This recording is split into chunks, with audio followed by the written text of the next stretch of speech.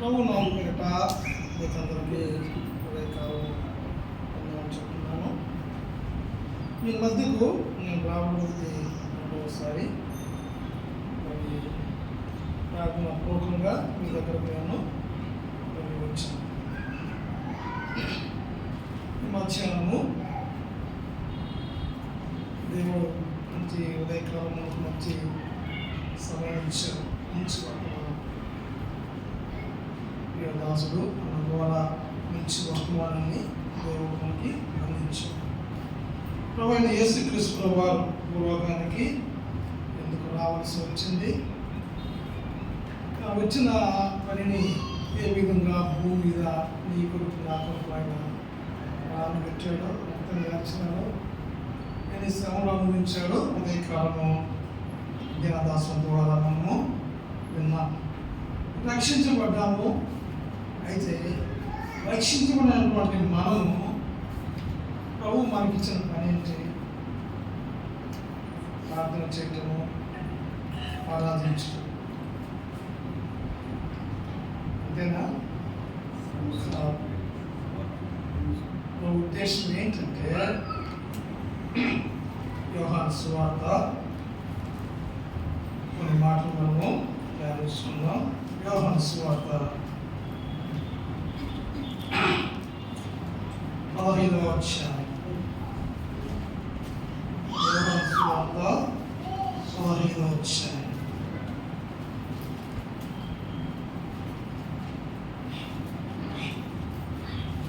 యోహాను సువార్త 15వ అధ్యాయము 16వ వచనము అందరం కలిసి చదువుకుందాం. 16వ వచనము అందరం కలిసి చదువుకుందాం. నేను చెబుతాను, మీరు చూసుకోండి. మీరు నన్ను ఏర్పరచుకోలేదు, మీరు నా పేరిట తండ్రిని ఏమి అడుగుదరో అది ఆయన మీకు అనుగ్రహించినట్లు మీరు వెళ్ళి ఫలించుటకును మీ ఫలము నిలిచినట్లును నేను మిమ్మల్ని ఏర్పరచుకొని నియమించితిని. నేను మిమ్మల్ని ఏర్పరచుకున్నాను. యేసుక్రీస్తు వారు అనాథకాల సంకల్పంలో నన్ను ఏర్పరచుకున్నాను. ప్రభు మనల్ని ఏర్పరచకపోతే ఈ పాటి లోకంలో ఎక్కడ ఉండేవారం, ఈ సమయంలో ఏ స్థలంలో ఉండేవారం, ఎక్కడ ఉండేవారో నాకు తెలియదు. అయితే మహాదేవుడు తన కృప ద్వారా నన్ను ఏర్పరచుకున్నటువంటి మనలను దేవుడు ఉదయకాలను ఏం కొడుతున్నాడు అంటే యోహాను సువార్త 17వ అధ్యాయం. యోహాను సువార్త 17వ అధ్యాయం. యోహాను సువార్త 17వ అధ్యాయం 4వ వచనం చూస్తాను, చూసుకోండి. యోహాను సువార్త 17వ అధ్యాయం 4వ వచనం చూస్తాను, చూసుకోండి. చేయుటకు నీవు నాకు ఇచ్చిన పని నేను సంపూర్ణంగా నెరవేర్చి భూమి మీద నిన్ను మహిమపరిచితిని. ప్రభు చెప్తున్నాడు ఇక్కడ పైన 17వ వచనంలో చెబుతాను, చూడండి. యేసు ఈ మాటలు చెప్పి ఆకాశం వైపు కన్నెత్తి ఇచ్చాడు. తండ్రి, నా గడియ వచ్చి ఉన్నది. నీ కుమారుడు నిన్ను మహిమపరచినట్లు నీ కుమారుని మహిమపరచము. నీవు నీ కుమారుడికి ఇచ్చిన వారికి అందరికీ ఆయన నిత్యజీవం అనుగ్రహించినట్లు సర్వ శరీరం మీదను ఆయనకు అధికారం ఇచ్చితివి. 3వ వచనం చూద్దాం. అద్వితీయ సత్య దేవుడమైన నిన్ను నువ్వు పంపిన యేసుక్రీస్తును ఎరుగుటే నిత్యజీవం. కనుక యేసుక్రీస్తు వారు ఈ లోకానికి తన వచ్చినటువంటి పనుల గురించి ఈ ఉదయకాలం మీతో నాతో మాట్లాడాలి. ఆయన వచ్చాడు పరమ నుంచి. ప్రభువైన యేసుక్రీస్తు వారికి ఏ ఆజ్ఞ అయితే ఇవ్వబడిందో, ఏ పని అయితే ఇవ్వబడిందో ఆ పని విషయంలో ఆయన నమ్మకంగా చేశాడు. నమ్మకంగా చేశాడు. ఎక్కడ తండ్రి అయిన దేవుని మాట ఎక్కడ కూడా ఆయన విడిచిపెట్టలేదు. తన పనంతా భూమి మీద తన కార్యమంతటిని ముగించాడు. ఇప్పుడు చివరికి తాను దేవునికి అప్పచెప్తున్నాడు. అయ్యా, ఏ పని అయితే నువ్వు నాకు ఇచ్చావో ఆ పని అంతా నేను చేశాను. అలా శివుడు మీద ఎక్కాడు. ఈ కొరకు నా కొరకు మరణించాడు. మరణించడమే కాదు, ఎందుకు లేని వారమైన నిన్ను నన్ను ఆయన రక్షించి విమోచించి ఈ పని కొరకు నిన్ను నన్ను మనందరినీ ఆయన నియమించుకున్నాడు. అయితే ప్రియమైన వాళ్ళారా, ఈ ఉదయకాలము విమోచన నీవు నేను రక్షించబడటమే కాదు, కానీ మన కుటుంబంలో ఉంటున్న మన అన్నదమ్ములు, మన వీధిలో ఉంటున్నవా, బళ్ళారులో ఉంటున్నవా, అనేక గ్రామాల్లో ఉంటున్నవా, వీరికి అందరికీ మరి యేసుక్రీస్తు ప్రభువారిని పరిచయం చేయటం చాలా ప్రాముఖ్యము. అందుకే నిన్ను నన్ను ఆయన ఎందుకు ఏర్పరచుకున్నాడు అంటే, ఈ పనిని చేయడానికి చాలా మంది ఉన్నారు. అసలు ఒక రకం చెప్పాలంటే ఈ పనికి మనం యోగ్యులం కాము. ఎందుకంటే నిలబడలేము, గట్టిగా పట్టుకోలేము, స్థిరమైన మనసు లేదు, అనుకున్నది ఏది చేయను.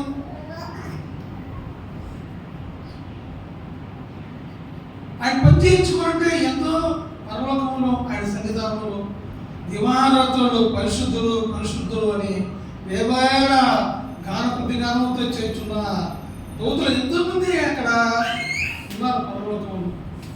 వారికి ఇవ్వమన్నా దూతలారా మీరు వచ్చి చేయండి అంటే ఆయన వారి లక్ష్యం వచ్చి చేస్తారు. అలాగా ప్రభు అలా చెప్పాలి. ప్రభు చెప్పింది, మీరు నేను ఏర్పరచుకున్న మీరు సర్వలోకములకు వెళ్ళి సర్వ సృష్టికి సువార్తను. ప్రియమైన దేవుని బిడ్డలారా, ఇది చివరి కాలం. ఎంత చివరి కాలం అంటే చాలా ప్రభు రాకడకు సమీపంగా ఉన్నాం.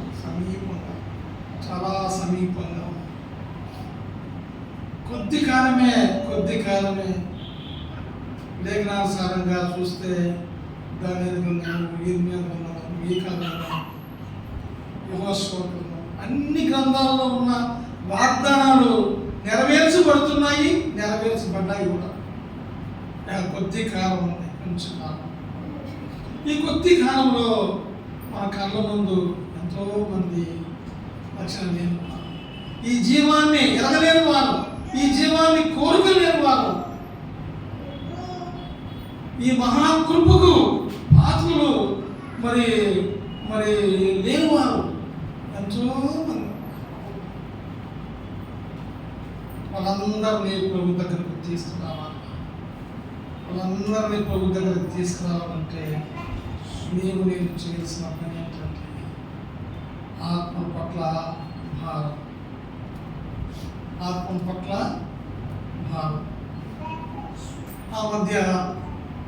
ఈ మధ్య నేను ఒక మెసేజ్ వింటూ వచ్చాను.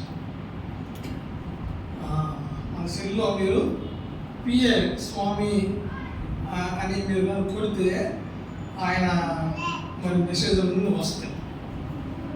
ఆయన వాళ్ళ ఊరికి దగ్గర ఉన్న మరి గ్రామంలో ఆయన ఎక్కువ సువార్త పరిచయం ఎక్కువ అన్నగారు. ఆయన మరి సువార్త చేసి మరి ప్రార్థన చేస్తుంటే ఒక యవ్వనస్తురాలు, అమ్మాయి పేరు శ్రీదేవి యవ్వనస్తురాలు. పుట్టుకతోనే ఆ అమ్మాయికి శరీరం ఏం పనిచేయదు, కాళ్ళు చేతులు ఏ భాగాలు పనిచేయదు, ఎప్పుడు పడక మీదనే ఉన్నది. ఆమెని ఎవరన్నా మరి స్నానం చేయించాలన్నా, ఆమెకు మొహం కడిపించాలన్నా, తిరిగించాలన్నా, ఏమి చేయాలన్నా ఒకరి సహాయం ఆమెకి అవసరంగా. అటువంటి ఆ బిడ్డ మరి ఈ పిఎస్ స్వామి గారి మాటలు ఎట్లా వినిందో ఏమో తెలియదు కానీ మొత్తానికి ఏమో ఆమె చెవులో పడ్డాయి. ఎప్పుడైతే ఆ యేసునామము అనే పవిత్రమైన నామము ఆ బిడ్డ చెవులో పడిందో, నేను ఇన్ని రోజులు ఇన్ని విధాలుగా నేను నాకు సంబంధించినటువంటి వాళ్ళందరూ నేను ఇన్ని రోజులు కొలుస్తూ వచ్చాను. కానీ ఈయన దేవుడు అంటున్నాడే, ఈయన పాపలు రక్షకుడు అంటున్నారే, ఈయన పాపం కొరకు తన ప్రాణం పెట్టడానికి భూలోకానికి వచ్చినారని చెప్తున్నాడు ఆయన. కనుక ఆయన ఒకసారి నా హృదయంలో నేను యేసు అయ్యా నన్ను జ్ఞాపకం చేసుకోని నేనంటే బాగుంటుంది కదా అనుకొని తన మనసులో యేసు ప్రభువా నన్ను క్షమించు, నా పాపాన్ని కడుగు, ఈ రీతిగా ప్రార్థన చేసుకుంటూ వస్తున్నప్పుడు ఒక రకమైనటువంటి చలనము ఆ బిడ్డలో మరి వస్తూ ఉంది. రాను రాను రాను రాను రాను రాను తను ఎక్కువ యేసు నామాన్ని ఎక్కువ ధ్యానించడం ఎక్కువైపోయింది. ఇది తండ్రి గమనిస్తూ వచ్చాడు. ఎందుకంటే ప్రతిదీ తండ్రి దగ్గర ఉండే అమ్మాయికి చేసి ఆయన చెప్పాడమ్మా, ఏంటమ్మా ఏం చేస్తున్నావు నువ్వు, ఈ కొత్త నామాన్ని నీ నోట్ల నుంచి నువ్వు మరి స్మరిస్తున్నాడు, మరి అట్లా కాదు కదా, మనకు చాలామంది ఉన్నారు కదా అంటే ఆ బిడ్డ అనింది, నాన్న ఇంతమంది ఉన్న ఈనాడు నా హృదయంలో ఈ నామాన్ని స్మరించినంత ఆనందం నేను ఎక్కడ పొందను. ఎప్పుడైతే ఈ నామాన్ని యేసు అనే నామం నా హృదయాంతరంగంలో నేను పలికినప్పుడు ఒక రకమైనటువంటి బలము ఉద్దేశము నాయన నా హృదయంలో కలుస్తుంది. నాన్న నాకు చాలా ఇష్టంగా ఉంది ఈ నామం, ఒకసారి ఆ పాస్టర్ గారిని మన ఇంటికి పిలుస్తావా అంటే తండ్రి ఏం చేశాడు, పాపము కుమార్తె పడకలో ఉంది, ఏమి చేయలేని పరిస్థితి, ఏమి కాదనలేని పరిస్థితి. కాదంటే ఆమె నొప్పి పడుతుంది, ఆమె బాధపడుతుందని ఒక పక్క అయిష్టం. ఆ పేరు యేసు అనే పేరు అంటే అయిష్టం. అయినా కూతురు ఏదో కోరింది కదా అనుకొని ఆ పాప విషయమై ఈరైపోయి ఆ పిఎస్ గారి దగ్గర పోయి, అయ్యా నా కుమార్తె మనస్సురాలు పడకలో ఉంది, మీరు వచ్చి ప్రార్థన చేస్తారా, ప్రార్థన కోరింది నాకు అంటే ఆయన వచ్చాడు. ఆయన వచ్చి చూశాడు, చూసి దేవుని మాటలు కొన్ని అనుకో చెప్పడం జరిగింది. మా మోక్షానికి ప్రతి వాళ్ళు చనిపోతారు, బాగున్నా చనిపోతారు, పడవలో ఉన్నా చనిపోతారు, జబ్బు ఉన్నా చనిపోతారు, యాక్సిడెంట్ అయినా కూడా చనిపోతారు. చావు అనేది ప్రతి మనిషికి ఎక్కడో ఒక చోట ఉంటుంది. అయితే చావు నుంచి తప్పించేవాడు ఆ పరమదేవుడే, మరి ఎవరు కాదు. ఎందుకంటే నీ నా పాపం వలన వచ్చి జీతము మరణం అని బైబిల్లో రాయబడింది. ఆ మరణాన్ని ఈ మహాదేవుడు జయించాడు. ఎట్లా జయించాడు? రక్తం చిందించకుండా పాప క్షమాపణ కలగనేరదు అని బైబిల్లో రాయబడిందని ఇంద్రియ పుత్రిక 11వ అధ్యాయం 6వ వచనం చూపించింది.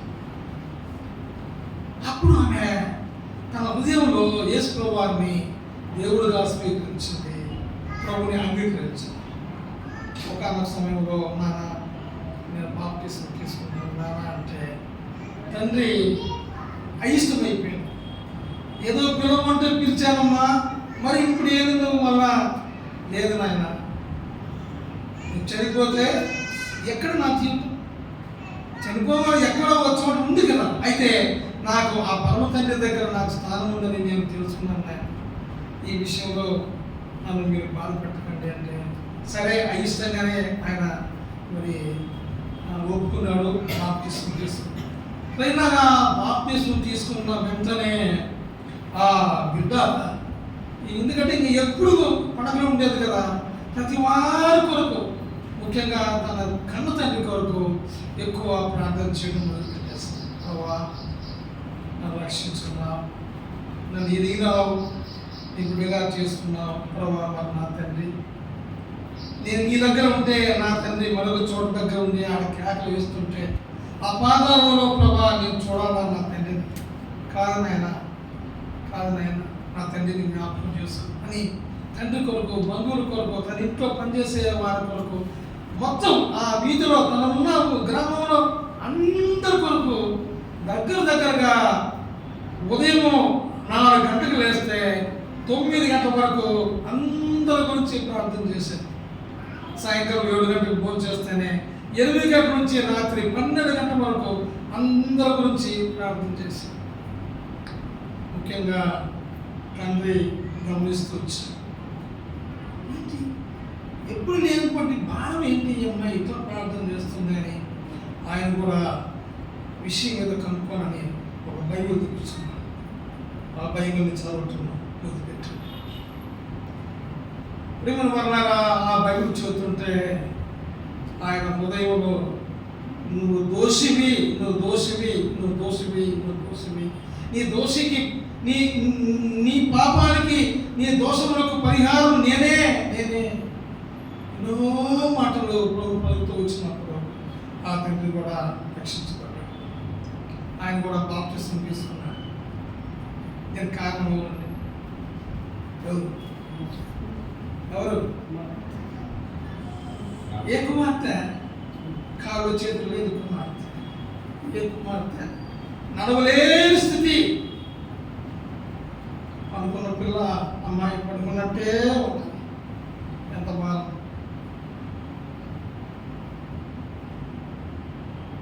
ప్రభు తను ఏర్పరచుకున్న నాటి నుంచి తన భారమంతా, తన ప్రార్థనంతా కేవలం ప్రభా రక్షణ రక్షణ రక్షణ. నా రక్షించుకున్నాం నా బంధువులు, నా రక్షించుకున్నాం నా ఇరుగు పొరుగు వారు, నా రక్షించుకున్నాం నా బంధువులు, నా అన్నదమ్ములు, నా స్నేహితులు. ఇదే ఆలోచన. కట్టకాలకు తండ్రి రక్షించబడ్డారు. కొంతకాలానికి తండ్రికి మరి పక్షవాతం వచ్చింది. ఈ అమ్మాయి పనుకున్నటువంటి ఆ యొక్క పడక దగ్గరే వాళ్ళ నాన్నకి కూడా ఒక మంచం వేశారు. ఇద్దరు ఒకే ఉన్నారు. అయితే శ్రీదేవి ప్రార్థన చేస్తూ వచ్చింది, ప్రభా ఈ స్థితిలో నా తండ్రిని నేను చూడలేకపోతున్నాను. ఎందుకంటే ఉదయం వేస్తేనే ఆయన చేతులు నాకు స్నానం చేయించేది, నాకు అన్నం తినిపించేది. ప్రభా అన్నీ తానే ఉండి ప్రభా నాకు పరిచారు మరి చేయించేవాడు. మా నాన్నగారు ఆ పరిస్థితులు ఉన్నాడు ప్రభా అది ప్రార్థన చేస్తూ వచ్చిందన్నమాట. కొంతకాలానికి తండ్రి కూడా చెప్పాడు. ఆయన చనిపోతూ ఉన్న ఆస్తి అంతా ఆ అమ్మాయి పేరు మీద రాసిచ్చాడు మొత్తం. తండ్రి లేడు. ఇప్పుడు శ్రీదేవి ఒకతే అమ్మాయి, ఒకతే. తండ్రి ఎప్పుడైతే మరి ప్రభు దగ్గర వెళ్ళిపోయినాడో ఇక బంధువులు వాళ్ళకి కూడా ఆమె దగ్గరికి రావడం ఎవరు మారుకున్నారు. ఎందుకంటే ఆమె ఎంచుకున్న మార్గము సరైనది కాదు. ఏంటి ఇటువంటి మార్గం ఎంచుకుంది ఈ అమ్మాయి అని ఎవరు రావడం మానేశారు. అయితే వాళ్ళ ఇంట్లో పనిచేసే ఒక ఆయన నమ్మకస్తుడు ఒక ఆయన ఉన్నాడు. సరే ఈమెకి ఎక్కువ ప్రార్థించు, ఆత్మ పట్ల భారం ఎక్కువ అయిపోయింది శ్రీదేవికి. సరే ఆయన పిలిచింది, అయ్యగారు మరి నాకు ఒక కోరికని తీరుస్తావా? అమ్మా ఏమో మార్చుకోమా. ఏం లేదు, ఒక రిక్షాని తీసుకురా, ఆ రిక్షాలో నన్ను మొదలుపెట్టు. నేను ఎక్కడికి తీసుకెళ్తే ఎక్కడికి నేను నన్ను దుప్పమంటే అక్కడికి వెళ్ళి ఆ రిక్షా ఆయన నన్ను కింద పొందబెడితే చాలు. ఈయన పోయి ఒక రిక్షా అతను తీసుకొచ్చాడు. ఆయన చెప్పాడయ్యా ఆ అమ్మాయి రిక్షా ఉంటుంది, ఆయన ఎక్కడ పొందబెట్టమంటే నేల మీద ఎక్కడైనా సరే ఏ ప్రాంతంలో సరే నువ్వు అక్కడ దించేసి పక్కన ఉంటుంది. సరే ఆయన వచ్చాడు, అమ్మా ఎక్కడికి పోతాం? నాయన బస్టాండ్కి పోతాం. బస్టాండ్ వచ్చేసి నన్ను ఒక సైడ్గా రోడ్ సైడ్గా నన్ను పండబెట్టున్నాడు. రోడ్ సైడ్గా పండబెడితే ఇప్పుడు శ్రీదేవి గొంతెత్తి ప్రయాసపడి పాపభారం వచ్చున్న సమస్తమైన నాన్న యేసుక్రీస్తు వారి దగ్గరికి రండి, ఈ నామం వల్లనే నీకు రక్షణ, పాప క్షమాపణ ఈయనే. ఎట్లా చెప్పేది అంటే సువార్త దాని పోయేంతా ఎవరి అమ్మాయి ఒళ్ళు పడుకునేది ఇట్లా మాట్లాడుతుంది, ఇట్లా ఏమి ఇట్లా చెప్తుంది అని ఆశ్చర్యపోయాడు. ఆ బస్టాండ్ దగ్గర అంతా స్వార్థ చెప్పిన తర్వాత ప్రార్థన చేసిన తర్వాత ఆ రిక్షాని పిలిచి నాయన నన్ను ఎత్తుకొని స్టేషన్ స్టేషన్ దగ్గర ఒక సైట్లో పెడితే అక్కడ సువార్త. అక్కడ నుంచి ఎక్కడ పోనా, నేను బ్యాంక్ ఉంది, ఆ బ్యాంక్ దగ్గర, ఆ బ్యాంక్ దగ్గర అక్కడ సువార్త. బ్యాంక్ అయిపోయాక ఎక్కడ పోనమ్మా, మార్కెట్ దగ్గర పోయాను. రోజుకి 24 గంటలు ఉదయం బయలుదేరితే రాత్రి 1 గంటకు 2 గంటలకు ఎక్కడ పెడితే అక్కడ ఆ బిడ్డ సువార్త చెప్పడం వదిలిపెట్టి. చాలామంది బహుశా అమ్మాయి ఏమన్నా బీదరాలేమో, పాపం చాలా ఎవరు లేరేమో అని డబ్బులు ఇచ్చకపోతే అవంటుందయ్యా నేను తనవంతులను, కావాల్సినంత మరి ఆస్తి నాకుంది, నాకు అవసరం లేదు, నేను చెప్పిన మాటలు నువ్వు చెవులో విను చాలంతే అని చెప్పి. ఈ రీతిగా ప్రేమైన దేవుని బిడ్డలారా, దగ్గరగా శ్రీదేవి 600 మందిని రక్షించింది. చూసా ఎంతమందిని? 600 మందిని రక్షించి ఆ పాప వారికి బాప్తిస్తాలు ఇచ్చి తన ఆస్తి అంతా ప్రభు కొరకు సమర్పించుకొని పెద్ద మందిని పెట్టేస్తుంది.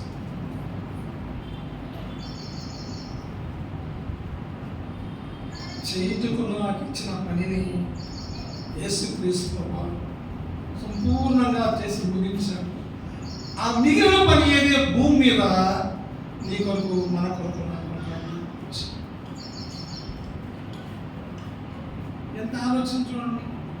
మనమంటూ మన వరకే మన ప్రార్థన, మన సేవ మన వరకే, మన ఇంటి వరకే. బయటికి పోతే ఏమవుతుందో ఏమన్నా కానీ ఎవరు చేస్తారు చెప్పండి?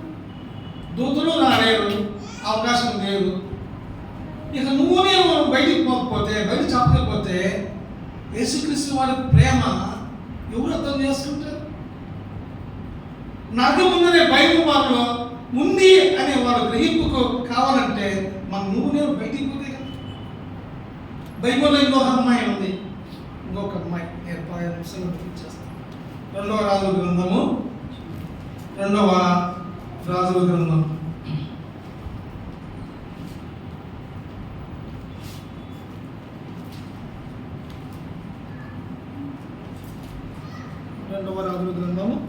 5వ అధ్యాయం. ఇక్కడ చిన్న బిడ్డ అండి, చిన్న బిడ్డ, ఎంత చిన్న బిడ్డ అంటే చిన్న బిడ్డ. 5వ అధ్యాయం 1 నుంచి నేను 5 వరకు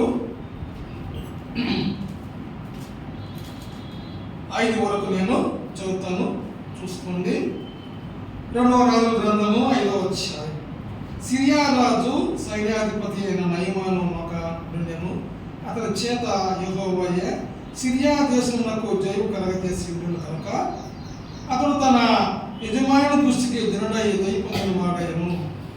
అతడు మహా పరాక్రమశాలి అయి ఉండును కానీ అతడు కుష్ఠరోగి. సిరియనులు గుంపులుగా బయలుదేరి ఇశ్రాయేలు దేశం మీదకి పోయి ఉండేది. వారు అతడి నుండి ఒక చిన్నదాన్ని చెరగొని కాగా అది నయమాను భార్యకు పరిచారం చేయించుండెను. అది సోమరోనున్న ప్రవక్త దగ్గర నా ఏలిన వాడు ఉండవలేనని నేనెంతో కోరుచున్నాను. అతడు నా ఏలిన వాడికి కలిగిన కుష్ఠరోగమును బాగు చేయదని తన యజమానురాలతో అనెను. ఇక్కడ చిన్న బిడ్డ, ఎక్కడి నుంచి రాబడింది ఈ బిడ్డ?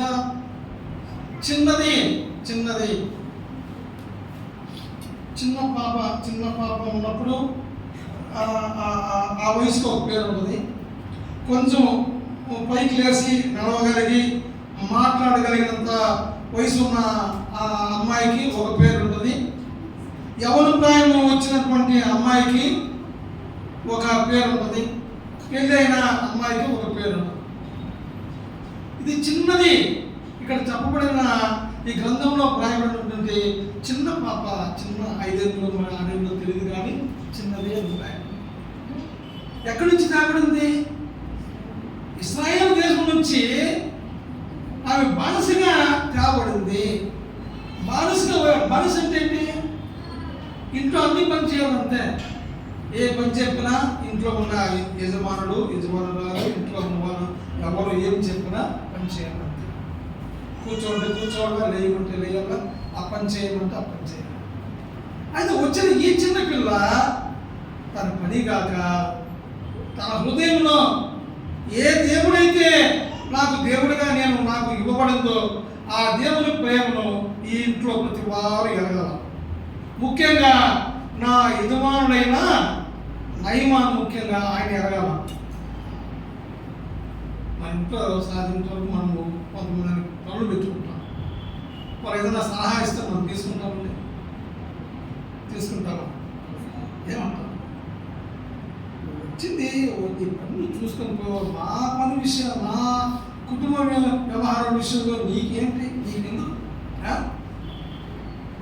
మాట్లాడద్దు అని మనం గర్దిస్తాం. అయితే ఇక్కడ ఈ అమ్మాయి విషయంలో పరిచయం చేస్తుంది నయమాన్ గారికి, ఆయన భార్యకి. అయితే తన పరిచయం చేసే విధానం ఎట్లుందంటే పగలంతా పనిచేస్తుంది, రాత్రి అయితేనే వారు మధ్య అక్కడ అమ్మ ఇక్కడ నయమాన్ గారు మధ్యలో చిన్న చాప్ తీసుకుని అక్కడ కూర్చొని ఇన్ని రాత్రులు ఒక ప్రార్థన చేస్తాం. ఒక చిన్న పాప మాటలు తీసుకోవాలంటే ఆ తీసుకున్న మాటను మరొక రాజు వరకు పోయి పలాన్ని మా ఇంట్లో పనిచేసే పాప చెప్పిందయ్యా ఇట్లంట, ఆ మాట అంత దూరం పోవాలంటే మాట్లాడి ఎంత నమ్మకం ఉండాలా, ఎంత కాన్ఫిడెంట్ ఉన్నా వాళ్ళు చూస్తూ వచ్చినారు. ఆ అమ్మాయి పనితనము, ఆ అమ్మాయి ప్రవర్తన, ఆ అమ్మాయి విధేయత, ఆ అమ్మాయి దేవుని గురించి పద్ధతి, దేవుని ఆరాధించే పద్ధతి, మోకరించి ఆ ఇద్దరు గురించి, ముఖ్యంగా నయమాన్ గురించి, అయ్యా నా యజమానుడైన నయమాన్ బాగు చేయి, నువ్వు బాగు చేయగలవు నాయన, కుష్ఠరోగిని బాగు చేసే దేవుడు ప్రభా, నా యజమానుని జ్ఞాపకం చేసి ఎన్నిసార్లు ప్రార్థన చేస్తుందో బిడ్డ. ఆ ప్రార్థనను ఆ యజమాను నయమాను భార్య మరి భార్య ఆ యజమానురాలు ఎన్నిసార్లు ఆ పాప ప్రార్థన వినందో. ఒకసారి వచ్చింది, అమ్మా మా యజమానుడికి ఈ రోగం ఉంది కదా, మా బాధగా ఉంది, మా పలానా సుందరుడు అక్కడ దైవజనం ఉన్నాడమ్మా, ఆయన దగ్గరికి పోతే ఇది బాగవుతాడు. చిన్నది చిన్నది చిన్నది బానిసగా తీవ్రమైన చిన్నది, రక్షించబడాలా, ఈ కుటుంబంలో దేవుని సన్నిధి ఇక్కడ ఉండి ఇక్కడ ఇంట్లో జరగాలనే భావం కలిగిన బిడ్డ. చివరకు ఆ చిన్నదాని మాట, ఆ నిర్ణయం మీకు వింటము, విషయం దగ్గరికి పోవడం, ఆయన చేత 7 మార్లు నీటిలో మునగడము, బాగా అవడము, బాగైనటువంటి ఆ యొక్క నయమాను ఏం చెప్తున్నాడు రండి, 2వ రాజుల గ్రంథం అవుతుంది, 2వ రాజుల గ్రంథం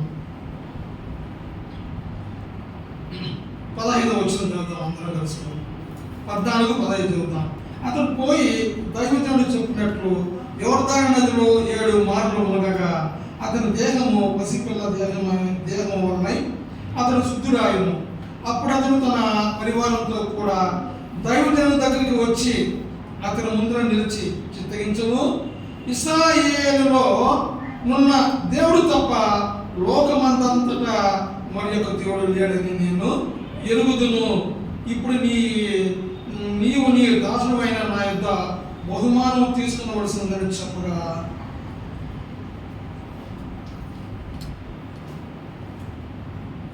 యేసుక్రీస్తు ప్రభువు దేవుడని, ఇశ్రాయేలు దేవుడు దేవుడని, ఆయన తప్ప లోకంలో ఎవరు లేరు.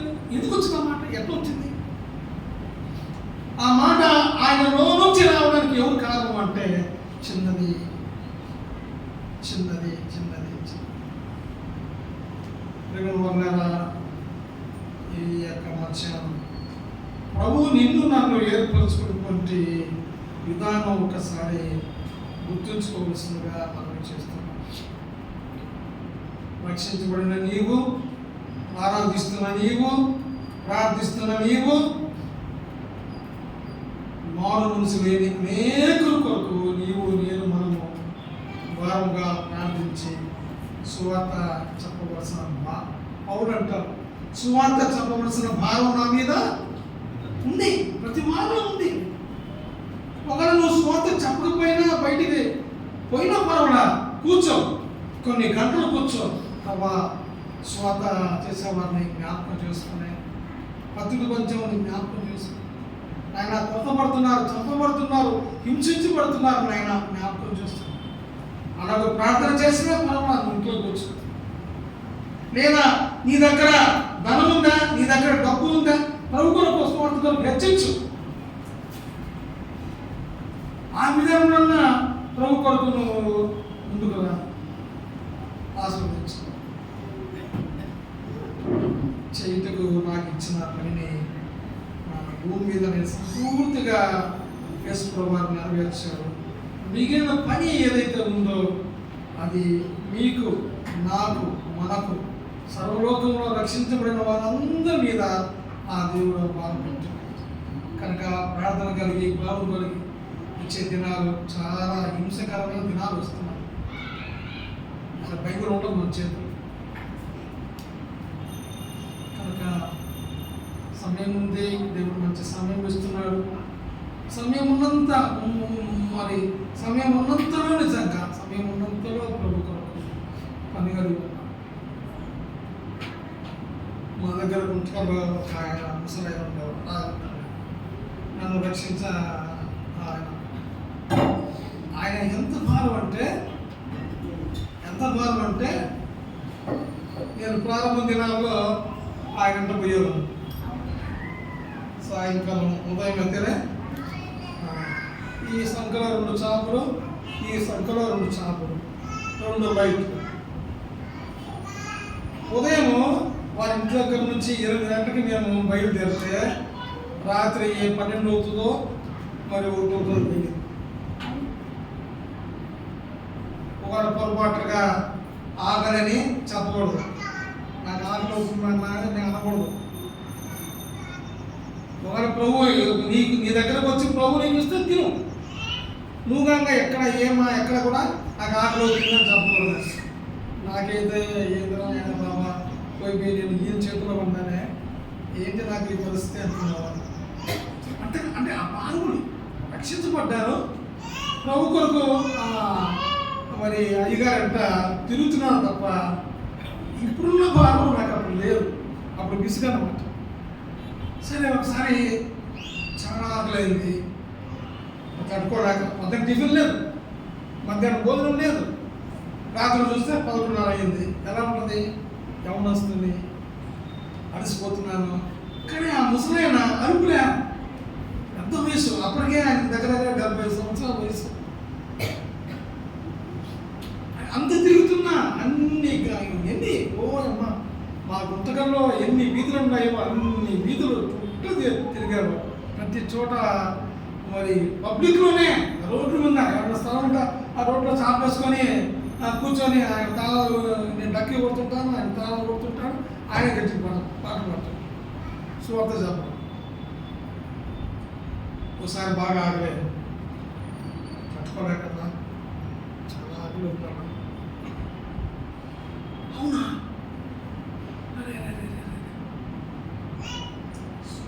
చాలా ఆకలి అవుతుందా? చాలా ఆకలి అవుతుందమ్మా. అవునా, బైబుల్ తీ అన్నాడు. నేను ఆకలి అవుతున్నాను ఏంటంటే, నువ్వు బైబుల్ తీయమంటావు ఏంటన్నాను అని. బైబుల్ తీవా త్వరగా అని తన బ్యాగులో చేయి పెట్టాడు. నేనేమనుకున్నాను, బహుశా లోపల ఏమైనా లైట్గా ఏదైనా బ్రెడ్ లేకపోతే కేకో ఏదో వడలో ఏదో చిన్న ఉంటుందని తీసుకున్నాను నేను అనుకున్నాను. ఆయన కూడా బైబిల్ తీశారు, ఒక దాని కింద లైట్ కింద తీసుకెళ్ళాడు. మత్తయి సువార్త 5వ వచ్చిందని తీశాను. అక్కడ 5 వచ్చిన ఆయన ఈ చదువు నన్ను పెట్టి చదువుకున్నాను. ఆడు చూస్తే నాకు అక్కడ ఏం ఉంది, నీతి కొరకు ఆకలి దప్పులు గల వారు ధన్యులు. ఆ మాటతో నా ఆకలి అంతా ఎట్లా పోయిందో పోయింది. సరే నా తొందరగా ఇంటికి పోతాం అప్పుడే ఉన్నాయా ఇంకొక ఇల్లు ఉండాలి. సరే అక్కడ పోయాం గోదావరికి. అక్కడ ఇంటికాడ పెద్ద తలుపు తెరితే ఆ ఇంటి యజమానుడు ఆ కుమార్తె బయటకు వచ్చి మా రాజరత్నం గారు అడిగారు, మా నాన్న లేరండి, వాళ్ళు కొండాపురం పోయారండి, రాత్రి రాయలసీమ ఉంది, నాకు వస్తాను. సరేనా నువ్వు లోపల వాటర్ వేసుకోమా, నేను నాన్న వచ్చేంత ఇక్కడే వద్దులే తాత, చాలా టైం అయింది కదా, వాళ్ళు వచ్చి రాత్రి 12 అవుతుంది, వద్దులే వెళ్ళిపోయి రేపు రానుందా. లేదమ్మా వద్దులే, మీరు లోపల కొన్నాము. సరే ఈయన చేశాడు, దేవయ్య అన్నాడు. ఏమన్నా చేపలు పరిస్థితి అన్నాడు. అన్నా రోడ్డు కదన్నా ఇది, తప్పు ఏం వస్తాయిలే ఆయన చేపలు పరిస్థితి. సరే 4 చేపలు పరిసాను, 2 లైట్లు బాగా ఒత్తి బాగా ఎక్కువ పెట్టాను, ఇంకా పాటలు మొదలు పెట్టాను. ఈ లోపల రాత్రి 12 అయింది. ఆ ఇంటి యజమానురాలు రావాల్సిన టైంకి వచ్చినారు. ఆయన మమ్మల్ని చూస్తేనే ఇక ఆయన నోరు ఇంకా రైలిందనే బండబూతులు. ఏం రా యూస్ వచ్చాడు రా నా ఇంటికాడ షాపులు వేసుకొని లైట్లు పెట్టుకొని, ఏంట్రా ఈ కేకలు, బుద్ధుందా నీకేమన్నా, ఎవరు చెప్పారు నా ఇంటికాడ, ఆయన దేవుడు, అరే దేవుడు మాట్లాడుతుంది నా ఇంటికాడ ఏమయ్యా, ఎలా చేస్తారు నా ఇంటికాడ, నోటికి వచ్చిన బండ బూతులు పెడుతున్నాడు. నాకు కోపం వస్తుంది. ఇక నేను ఆయన చేయబెట్టుకున్నా, ఏంది నాకు మనకేం కావాలన్నా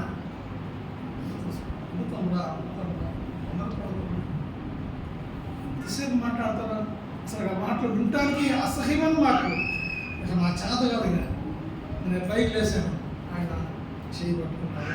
ఆయన అన్ని తిట్లు తిట్టి, ఇదో ముసలోడా నీకు మాట చెప్తున్నాను, ఇంకొక్కసారి నా ఇంటికాడికి వచ్చి సువార్తని ఆ నదిని ఇదని చెప్పామనుకో, ఇక నేను నేలకేసి కొట్టేస్తాను అన్నాడు. అని బరబరమని లోపలికి వెళ్ళిపోయాడు. నిజంగా బుద్ధి కలిగిన ఏ వ్యక్తి అన్ని మాటలు అనిపించుకొని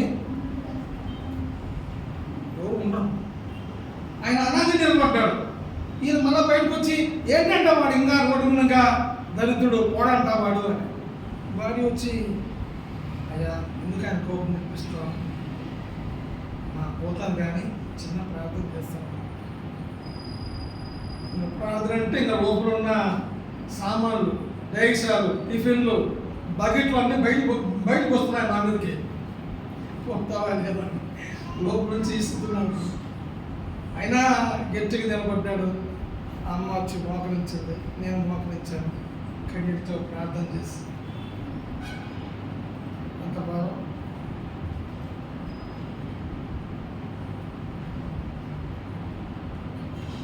చూడాలి. అంత భారం కలిగిన వ్యక్తిని నేను చూడాలి. అన్ని మాటలు అంత విధానం, అంత రాత్రులు అవసరమా? తనలో యేసు ప్రభువు కలిగించినటువంటి ఆ భారము, ఆత్మ పట్ల ఎంత భారం అంటే, మా పేష్వా సంఘానికి దగ్గరగా ఒక 250 కుటుంబాలని తీసుకొచ్చాడు. 250 కుటుంబాలు. అంత భారం చెప్తున్నా. పగులు లేదు, రాత్రి లేదు, తిండి లే, నిద్ర లే. ఎంత అసలు నేను రక్షించబడటానికి నా కోసం రాత్రి 2 అంటే 2, 3 అంటే 3, నేను పలానా చోట నేను ప్యాకాట్ ఆడుతున్నాను అంటే అడవిలోకి వచ్చేవాడు నా కోసం. నేను తిట్టువాడు, ఏందయ్యా నువ్వు పెద్దవాడే, నువ్వు ఓ పాస్టర్ అంటున్నాడు, ఇక్కడ రాను మీకేందయ్యా అడవిలోకి నువ్వు, ఏమోనైనా ప్రభు నన్ను పంపించాడు. పంపడు వాడిని ప్రభు ఎట్లా పంపిస్తాడా నిన్ను? అవునైనా ఏడున్నాడు, పో ఎదురుకో, చెప్పుకో, 4 మాటలు చెప్పు.